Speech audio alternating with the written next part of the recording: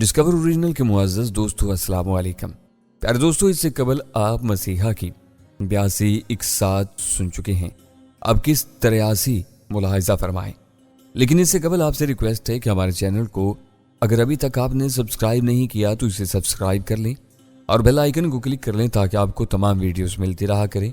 اور ساتھ ہی آپ سے ریکویسٹ ہے کہ ہماری ویڈیو کو لائک، شیئر اور کمنٹس باکس میں اپنی آراء سے ہمیں مطلع لازم کیا کریں۔ آئیے اس داستان کا آغاز کرتے ہیں۔ جلدی آگے بڑھو، آگے ممکن ہے میدان صاف ہو۔ ہم آگے بڑھ گئے۔ ہماری رہنمائی کے لیے مجرموں کی کھاڑی کافی تھی۔ وہ جس ہمت سے آئی تھی ہم بھی اسی ہمت پر گامزن ہو گئے۔ یوں بھی ہم اپنی مصدقہ معلومات کے مطابق درست راستے پر تھے، تاہم ہم مزید رہنمائی کے بعد بھول چوک کا ایک ذرا بھی خدشہ نہیں رہا تھا۔ نصف گھنٹہ ہم چل چکے تھے۔ 40-50 فرلانگ یا اس سے زیادہ فاصلہ طے کرنے کے بعد ہم ایک نسبتاً اونچی پہاڑی کے عقب میں 2-3 درمیانے درجے کی پہاڑی چوٹیاں یوں نظر آنے لگیں جیسے کوئی ماورائی مخلوق دونوں ہاتھ پھیلائے کھڑی ہو۔ اس کے سامنے وسیع میدان تھا۔ ممکن ہے یہاں کبھی خودرو چھاڑیاں یا جنگل ہو، مگر وہ صاف کیا جا چکا تھا۔ اور اس طرف ہمیں پہاڑی کے قریب اور اس کے قدر تعامل میں لکڑی کی چند چھوٹی بڑی عمارتیں نظر آئیں جو بادی النظر میں رہائشی ہٹ ہی دکھتے تھے۔ ایک جگہ رک کر ہم نے تھوڑی دیر تک سامنے کا جائزہ لیا۔ اس طرف چند افراد بھی مٹر گشت کرتے دکھائی دیے۔ 2-3 چھوٹی بڑی گاڑیاں بھی کھڑی نظر آئیں۔ وہاں روشنی تھی۔ ٹھیک اسی وقت گڑگڑاتی آواز پر ہم چونک پڑے۔ یہ آواز آسمان سے آ رہی تھی۔ دیکھا تو ایک ہیلی کاپٹر برق رفتاری سے پرواز کرتا اسی طرف آ رہا تھا جہاں چھوٹی بڑی چند عمارتیں نظر آتی تھی۔ ایک پہاڑی چبوترے کے پاس کھلی جگہ پر وہ ہیلی کاپٹر اتر گیا۔ لگتا ہے امرناگ پہنچ گیا ہے، میرے منہ سے بے اختیار برآمد ہوا۔ وہ سامنے درمیان والی پہاڑی کے پاس جو مسطح قطعہ ہے، مجھے وہ ایک قید خانے کے جانے کا خفیہ راستہ معلوم ہوتا ہے۔ رومی نے میرے کان میں سرگوشی کی۔ اس نے میری بات پر کوئی تبصرہ نہیں کیا تھا۔ کیا پروگرام ہے پھر؟ میں نے بھی اسی انداز میں پوچھا۔ وہ میری بات کا جواب دیے بغیر ادھر ادھر دیکھنے لگی، پھر ایک جانب اشارہ کر کے بولی، اس طرف سے آگے بڑھتے ہیں، آؤ۔ ہم اپنے دائیں جانب کی جھاڑیوں میں آگے بڑھنے لگے۔ پہاڑیوں کے عقب میں جانے والا راستہ قدرے محفوظ دکھائی دے رہا تھا۔ اس طرح مسلح افراد کی مٹر گشت 2 آدمیوں پر مشتمل تھی۔ وہ بھی 10-15 منٹ کے درمیانی وقفے سے اتنا دورانیہ ہمارے اندر داخل ہونے کے لیے کافی تھا۔ ہیلی کاپٹر کو دیکھنے کے بعد میں اللہ سے یہی دعا مانگ رہا تھا کہ اس میں امرناگ ہو تاکہ میں اس مردود سے بھی اپنے بھائی عادل کا یہی حساب چکتا کر لوں۔ اب ہمارے حوصلے اور ہمت سوا ہونے لگے تھے۔ در حقیقت ہم بغیر کسی ہنگامے کے اس خفیہ قید خانے میں داخل ہونا چاہتے تھے، اور وقت کا تقاضا بھی یہی تھا کہ جلد ہی یہ مشن نمٹا لیا جائے، کیونکہ دن ہونے تک ہماری یہاں تلاش پڑ سکتی تھی۔ ہمارے پیروں کے نشانات اس مختصر رقبے کے حامل ٹاپو پر صبح اور دن کی روشنی پھیلنے کے بعد ہماری یہاں موجودگی کو ثابت کرنے کے لیے کافی ہوتے۔ یوں بھی اس وقت دشمنوں کی ایک خاصی تعداد ساحل یا سمندر کے اندر ہماری تلاش میں جا چکی تھی۔ مقابلے کے لیے یہاں کا میدان کسی حد تک ہموار تھا۔ رومی کا اندازہ تھا کہ اس خفیہ قید خانے میں مجرموں کی تعداد 8-10 سے زیادہ نہیں ہوگی۔ ہم دونوں اپنے مطلوبہ ہدف کے قریب پہنچ کر دبک گئے۔ ان مذکورہ 2 افراد کا گشت پورا ہونے کا انتظار کرنے لگے۔ ماحول پر سناٹا طاری تھا۔ اس طرف چھوٹی بڑی عمارتوں کی روشنی بھی کم ہی پڑ رہی تھی۔ ساحل سمندر سے آنے والی مرطوب ہوا صبح خرام تھی۔ دور پاس سے کبھی کسی فرد کے زور سے بولنے کی آواز آ جاتی تھی۔ ٹاپو کا مختصر جنگل بھی خاموش تھا۔ جیسے ہی وہ دونوں افراد اپنا ایک چکر پورا کر کے گئے، رومی نے مجھے فوراً آگے بڑھنے کا اشارہ کر دیا اور ہم ہدف کی جانب پھرتی سے مگر بے آواز بڑھنے لگے۔ کسی ممکنہ خطرے کے پیچھے نظر ہم نے اسلحہ تھام رکھا تھا، تاہم دعا یہی تھی کہ اسے ابھی چلانے کی نوبت نہ ہی آئے۔ دشمن تربیت یافتہ تھے اور پوری طرح سے مسلح بھی تھے۔ ان کی تعداد بھی ہم سے کہیں زیادہ تھی۔ سچی بات تو یہی تھی کہ ہم نہ جانے کس جذبے تلے اپنے ہی بل بوتے یا اللہ کے آسرے پر یہاں چلے آئے تھے۔ تاہم دیکھا جاتا تو تقدیر ہی ہمیں یہاں لائی تھی، کیونکہ دشمن ہمیں یہاں قیدی بنانے کی غرض سے لائے تھے اور خود خار ہو گئے تھے۔ ہدف کے قریب پہنچتے ہی ہم پھر ذرا دیر کے لیے رکے اور اطراف کی سن گن لینے لگے۔ ابھی پہرے داروں کے واپس آنے میں 5-7 منٹ تھے۔ 3-4 منٹ ہم نے قریب کا جائزہ لینے میں صرف کیے اور باقی کے 2-3 منٹ تیزی سے پیش قدمی کر کے مطلوبہ جگہ تک پہنچنے میں کامیاب ہو گئے۔ یہاں سے ایک پتھریلی راہ گزر قید خانے والے حصے کی جانب جاتی ہوئی محسوس ہوئی۔ یہ ایک اندازہ تھا۔ ہم اب جھکے جھکے آگے بڑھ رہے تھے۔ جلدی ہمیں دائیں سمت مدھم سی روشنی میں وہی درمیانی عمارت کا عقبی دروازہ دکھائی دیا جو اندر سے ہمارے ایک محتاط اندازے کے مطابق اس خفیہ اور زمین دوز قید خانے میں کھلتا تھا۔ وہاں کوئی نہیں تھا، دروازہ بند تھا، باہر تالا لگا ہوا تھا۔ تمہارے قریب پر نظر رکھو، میں دروازہ کھولنے کی تدبیر کرتی ہوں، رومی نیچی آواز میں بولی۔ تم کیا کرو گی؟ کیسے لاک کھولو گی؟ میں نے حیرت سے پوچھا۔ لانچ سے روانہ ہوتے وقت میں نے کچھ ایسی چھوٹی موٹی اشیاء ساتھ رکھ لی تھی جو ہمارے کام آ سکتی تھی، اس نے جواب میں کہا۔ مثلاً ایک تو تم ہر جگہ میرا امتحان لینا شروع کر دیتے ہو۔ وہ سٹپٹا گئی۔ دور اندیشی اور حالات کے مطابق پوری تیاریوں سے آگے بڑھنا میری تربیت کا حصہ ہے۔ چلتی ہوں، کہتے ہوئے وہ آگے بڑھ گئی۔ میں سر دھنتا رہ گیا۔ تھوڑی دیر میں اس نے مجھے آنے کے لیے سرگوشی کی۔ میں اس کی جانب بھی دیکھ رہا تھا، اشارے پر فوراً آگے بڑھا۔ اگلے چند سیکنڈ میں ہم کالی کھپ تاریکی میں کھڑے تھے۔ یہاں تو قبر جیسی تاریکی ہے، میں گھبرا کر بولا۔ ایک دوسرے کا ہاتھ تھام کر آگے بڑھتے ہیں اور دوسرے ہاتھ کو سامنے ٹٹولنے کے انداز میں بڑھائے رکھو۔ باہر تالا کھلا دیکھ کر مٹر گشت کرنے والوں کو شک پڑ سکتا ہے، میں نے کہا۔ تمہیں اندر کی فکر نہیں اور باہر کی ہو رہی ہے؟ لعنت بھیجو، اتنی جلدی یکتا نہیں کھلے گا۔ وہ کیوں؟ اس لیے کہ یہ عقبی دروازہ ہے، یہاں کمی پہرے داروں کی آوک جاوک ہوگی۔ رومی نے جواز پیش کیا جسے میں نے پہلی فرصت میں رد کر دیا، مگر بولا کچھ نہیں۔ جلد میرا ہاتھ ایک سوئچ بورڈ سے ٹکرا گیا اور اگلے ہی لمحے مجھے ایک زبردست سے جھٹکا لگا۔ یہی نہیں، رومی کو مجھ سے زیادہ دھکا لگا، جس کے نتیجے میں ہم دونوں ہی چیخ مار کر گرے۔ چاہے سوئچ بورڈ میں کوئی شے ننگی تھی جسے اندھوں کی طرح چھوتے ہی مجھے اور مجھ سے رومی کو شاک لگا تھا، ہم وہیں دبک گئے۔ ہماری سانسیں تیز تیز چلنے لگیں۔ رومی، تم ٹھیک ہو؟ کہاں ہو؟ میں نے ہلکی اور ہانپتی ہوئی سرگوشی میں اسے آواز دی، کیونکہ جھٹکا لگتے اور گرتے ہی ہمارا ہاتھ ایک دوسرے سے چھوٹ گیا تھا۔ کیا ننگے تار کو چھو لیا تھا؟ رومی کراہی۔ ہاں، کمبخت کوئی بغیر لباس کے سوئچ یا تار تھا، میں بولا۔ اسی طرح پڑے رہو، ہماری چیخ کسی نے سن نہ لی ہو، اس نے ہدایت کی۔ تھوڑی دیر تک اسی طرح دم سادے فرش پر ہم پڑے رہے۔ فرش تختے سا محسوس ہوا۔ دفعتاً میرے بائیں ہاتھ کی جانب روشنی کی لکیر سی ابھری۔ میں بدکا، مگر گلی لمحے سکون کی سانس لی۔ یہ رومی تھی، جس نے ہاتھ میں ایک پینسل ٹارچ پکڑ رکھی تھی۔ اطمینان کے بعد میں غصے سے دانت پیس کر رہ گیا۔ جب تمہارے پاس یہ شے تھی تو مجھے شاک کیوں لگوایا؟ اتنا کافی روشنی ہے، وہ بولی۔ تو تم نے کیا یہاں فلش یا سرچ لائٹ روشن کروانا تھی؟ میں نے بھی جلے کٹے لہجے میں کہا۔ اوہو، ایک تو تم لڑنا شروع کر دیتے ہو یار، یہ دیکھو اس کی کارکردگی، رومی نے کہتے ہوئے ٹارچ کی روشنی ادھر ادھر پھینکی۔ مقدور بھری ہی ادھر ادھر کا ماحول نظر آتا تھا۔ میں نے کہا، عقل کی اندھی، بے شک اس کی روشنی کم صحیح، مگر اب سوئچ بورڈ تو تلاش کر ہی لیتے، اب پھینکو وہاں روشنی۔ اس نے برا منائے بغیر وہاں روشنی کر ڈالی۔ روشنی کے چھوٹے سے حالے میں مجھے دیوار پر ایک ایسا سوئچ بورڈ نظر آ گیا جسے دیکھتے ہی مجھے ہول سا آ گیا۔ وہاں سوئچ بورڈ تو نصب تھا، مگر اس طرح کہ اس کا اوپری کور نہیں تھا اور اندر صرف بجلی کی تاریں ہی جھانک رہی تھیں۔ یہ بالکل ادھڑا ہوا تھا۔ اوف، مرتے مرتے بچے ہیں دونوں، میں نے کہا۔ رومی بھی اس بورڈ کو دیکھ چکی تھی۔ کم از کم ہم اس ننھی منی ٹارچ سے اس بے لباس بورڈ کو تو دیکھ ہی سکتے تھے، میں پھر جل کر بولا۔ اس نے کوئی تبصرہ نہیں کیا اور پینسل ٹارچ کی روشنی ادھر ادھر پھینکنے لگی۔ پھر بولی، تمہارے دائیں جانب ایک اور دروازہ نظر آ رہا ہے، اٹھو۔ میں سنبھالا لیتے ہوئے اٹھا اور اسی جانب بڑھا۔ رومی بھی قریب آ گئی تھی۔ اس دروازے پر کوئی تالا نہیں تھا۔ رومی نے پہلے اپنا ایک کان چپکا کر اندر کی سنگن لینا چاہی اور پھر پوری تسلی کے بعد اس نے دروازے کو دھیرے سے اندر دھکیلا۔ وہ کھل گیا۔ ہم اندر آ گئے تھے۔ یہ بھی لکڑی کے در و دیوار والا نسبتاً بڑا کمرہ تھا۔ وہاں کوئی نہیں تھا ماں سوائے ہم دونوں کے۔ ہر قسم کے فرنیچر سے آری بھی تھا یہ۔ ہم اس کا جائزہ لینے لگے تو بائیں جانب ایک چبوترا سا دکھائی دیا، بالکل ایسا ہی جیسے لکڑی کا کوئی 4x4 کا ڈبہ رکھا ہو۔ کم از کم میں نے تو یہی دیکھا تھا، لیکن رومی کی کھاگ نگاہوں نے کچھ اور بتاڑ لیا تھا۔ اسی صبح وہ فوراً جھکی اور اس کا ڈھکنا اٹھا لیا۔ میں نے بھی بگلے کی طرح اپنی گردن ذرا لمبی کر کے اندر جھانکا تو دنگ رہ گیا۔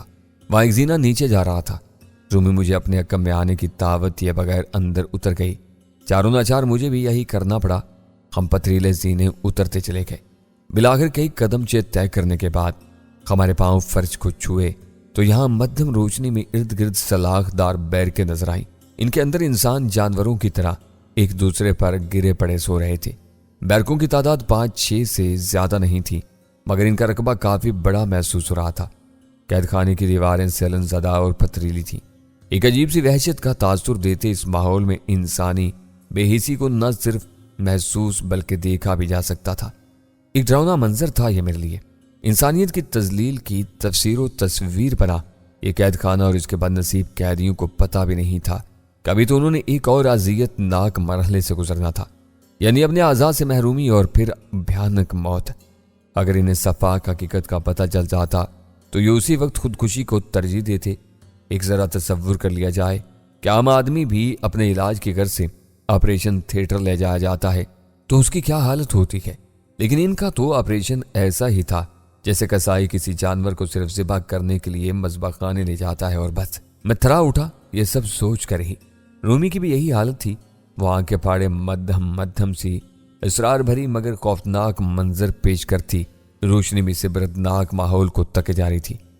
یہ سب لوگ سو رہے ہیں، رومی نے ہولے سے کہا۔ نہیں، کسی نشے کے انجیکشن کے زیر اثر ہیں، میں نے کہا۔ تم زیادہ بہتر جان سکتے ہو، رومی کے لہجے میں اعتراف تھا۔ اب کیا کریں؟ ان کی سلاخ دار بیرکوں میں بھاری تالے پڑے ہوئے ہیں، تم کو ٹرک آزماؤ نا۔ کیا فضول بول رہے ہو وہ چلائی، میری ٹرک چھوٹے موٹے لاک کھولنے تک محدود ہے، تو پھر گولی ماریں قیدیوں کو۔ اب تم فضول بول رہی ہو، میں نے اسے ٹوکا، میرا مطلب تالوں سے تھا۔ شور ہوگا، نہیں یہ تہہ خانہ ہے۔ غلط، قید خانہ ہے۔ وہ پھر مجھ سے الجھی، تہہ خانے میں قید خانہ ہے، میں نے تصحیح کی۔ یعنی تمہارا مطلب ہے کہ فائرنگ کی آواز اوپر یا باہر نہیں جائے گی؟ رومی سمجھتے ہوئے بولی۔ ہاں، میں نے اس بات میں اپنے سر کو چنبش تھی۔ پھر بھی رسک ہے، یہ لوگ سب نشے کے زیر اثر ہیں، ہماری مدد بھی نہیں کر سکتے، دشمن یہاں آ گئے تو ہماری بھی خیر نہیں ہوگی۔ ایک تجویز ذہن میں آتی ہے، میں نے کہا۔ وہ کیا؟ کسی پہرےدار کے یہاں آنے کا انتظار کیا جائے، ضرور کوئی تو یہاں آتا ہی ہوگا، چابیاں لے کر، ان کے کھانے پینے کا سامان بھی لاتا ہوگا۔ تجویز تو بری نہیں مگر وقت کا خرچ ہوگا، اس کے سوا اور کوئی چارہ بھی تو نہیں، میں نے کندھے اچکائے۔ ہم دونوں نے تھوڑی دیر کے لیے پرسوچ خاموشی اختیار کر لی۔ ہم تہہ خانہ نما قید خانے کے ایک نسبتاً تاریک سے کونے میں کھڑے ہو گئے تھے۔ کوئی قیدی اگر ہوش میں ہوتا تو ہمیں دیکھ کر شور مچا سکتا تھا۔ یہ لوگ اپنی سدھ بدھ کھوئے محسوس ہو رہے تھے۔ ایک محتاط اندازے سے ان کی تعداد 50-60 سے کم نہیں تھی۔ ان میں سے سب جوان ہی نظر آ رہے تھے، پختہ عمر کے بھی تھے، عورت یا کوئی بچہ نہیں تھا ان میں۔ ان کے لباس بھی عام سے ہی مگر میلے کچیلے ہو رہے تھے۔ ان کی داڑھی مونچھوں کے بال بڑے ہوئے تھے۔ قیدیوں جیسی قابل رحم حالت میں ہونے کے باوجود یہ سب صحت مند دکھائی دیتے تھے۔ ظاہر ہے جس گھناؤنے مقصد کے لیے انہیں یہاں لا کر مقید کیا گیا تھا، اس کے لیے ان سب کا صحت مند رہنا ضروری تھا۔ ہم دونوں بے چین روحوں کی طرح کھڑے انہی بد نصیبوں کو گھورے جا رہے تھے۔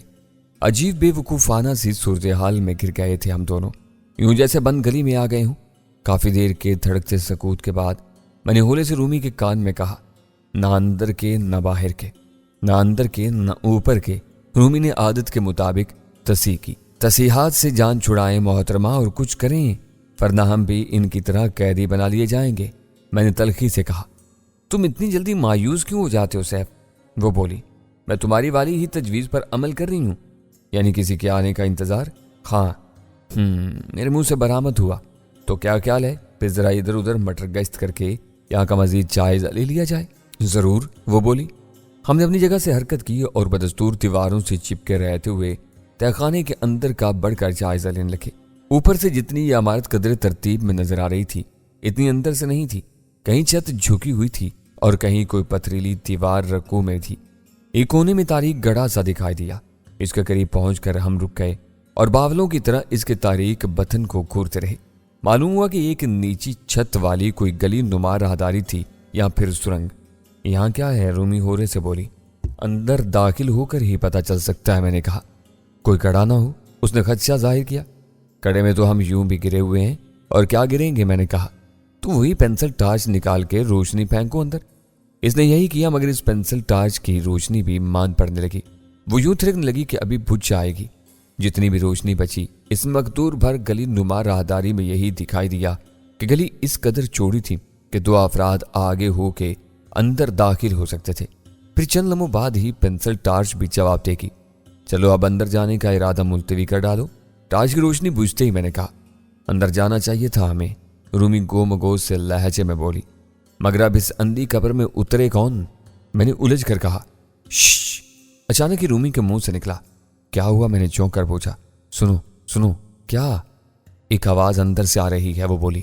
مدھم سی روشنی میں مجھے اس کا سر اس پراسرار اور تنگ سی راہداری نما گلی میں یوں جھکا جھکا سا محسوس ہوا जैसे वो कुछ सुनने की कोशिश कर रही हो। एक हद तक ये एक सुरंग भी महसूस होती थी। पर मैंने भी उसकी तकलीद की ओर सुनने की कोशिश करने लगा तो चौंक पड़ा। वो कोई हल्की हल्की सी ऐसी आवाज थी जैसे कोई घसीटते पैरों के साथ इधर उधर आ जा रहा हो या किसी शय को घसीट रहा हो, कोई अंदर से बाहर आ रहा है। मैंने ससराती आवाज में कहा जो वाज़ेह तौर पर लजा थी, हमें इधर से एक तरफ हट जाना चाहिए। ठहरो, रूमी बोली। वो अभी तक सुनने की कोशिश में लगी हुई थी और ये जानना चाह रही थी कि आखिर ये किस किस्म की आवाज थी और क्यों। दफातन एक तेज सनसनाती आवाज उभरी और सुरंग नुमा राहदारी में रोशनी फैल गई। मैं जो पहले ही बिदका हुआ था, इस पर इसरार आवाज की तेज होती सनसनाहट के बढ़ते ही मैंने रूमी को बाजू से पकड़ा और एक तरफ को लपक गया। रूमी मेरे साथ लड़खड़ाती चली गई और हम करीब एक पथरीली दीवार से जा लगे। इतनी सी देर में हमारी सांसें फूल सी गई थी। नजरें उस तारीक राहदारी के सिरे पर जमी थी। अंदर से अचानक नमूदार होने वाली रोशनी हनूज बाहर तक आ रही थी और कैदखाने को रोशन किए हुए थी। हम दीवार से चिपके खड़े थे। शुक्र था कि कैदखाने की दीवारें बेतरतीब और आड़े तिरछे अंदाज में झुकी हुई थी, इसलिए हम भी उसकी आड़ में काफी हद तक छुपे हुए थे। कम अज कम फौरी तौर पर हमें कोई देख नहीं सकता था। रोशनी के बाद अब कुछ और अजीबोगरीब आवाजें भी आने लगी थी। मेरा दिल जैसे रुक रुक कर धड़कने लगा। पुरस्रार तारीकी के बतन से क्या ज़हूर में आता है। वह हम नहायत बेचैनी के साथ देखने में महव थे। तभी अंदर से दो अफराद बरामद हुए। वो कोई शायद धकेलते बाहर लाने की कोशिश कर रहे थे और उनमें से एक के हाथ में बड़ी सी ताकतवर टार्च दबी हुई थी। धकेलने वाली शय कोई ट्राली थी जिसके पहिए मोटे टायरों के थे। जबकि ट्राली वाज़ेह हुई तो खुदा खुला कि वो एक स्ट्रेचर नुमा ट्राली थी। बस ऊंची नहीं थी, एक आम इंसानी जिस्म से निस्फ नीचे, जिसे एक जंजीर से पकड़ के खींचा जा रहा था। इस ट्राली पर ऊपर नीचे 3 तख्ते नस्ब थे। गोया 3 स्ट्रेचर एक ही ट्राली में बर्थों की सूरत में नस्ब थे और वो खाली थे। मैं और रूमी दम सादे ये सब देख रहे थे। वो दोनों ट्राली रोक कर इधर उधर देखने लगे। हम जरा और अंदर की जानिब टुपक गए। ये दोनों आम से कदो कामत के थे। इन्होंने फुल किट नुमा लिबास पहन रखा था। वो ऐसा ही था जैसे किसी लैब या अस्पताल का अमला पहनता था। ये ओवरऑल नुमा अपर्स थे। ताकतवर टार सिर्फ एक शख्स के हाथ में थी। वो चारों तरफ कैद खाने में रोशनी फेंकने लगा। कॉर्डन, तुम्हें जरूर कोई वहम हुआ है, अचानक उसके साथी ने टार्च वाले से कहा। हो सकता है, वो बोला। भला यहाँ हमारे अलावा और कौन हो सकता है? होता भी तो इसे अब तक हमारे सामने होना चाहिए था। यूं भी ये वक्त इन लोगों के आराम का है। बैरिक के ताले चेक करो, कहीं इन्हीं कैदियों में से कोई निकल कर ना छुपा हुआ हो, पहले वाले ने कहा। मैंने देख लिया, यहाँ कोई नहीं। जो है वो अंदर सब के सब कैद हैं। दूसरे के लहजे में जहरीला तंज था। वैसे जब मैंने टार्च की रोशनी राहदारी के सिरे पर डाली थी तो मुझे ऐसा लगा था जैसे 2 इंसानी हेवले एकदम पीछे हट गए हों। दूसरा अपने साथी की बात पर मज़क्का खेज़ अंदाज में हंसार बोला। हो सकता है इन बदनसीबों की रूहें हों जिन्हें हम अंदर से खाली करने के बाद इनकी लाशें समंदर बुर्द कर दिया करते हैं। इन बदबख्तों की बातों ने मेरा दिल दहला दिया।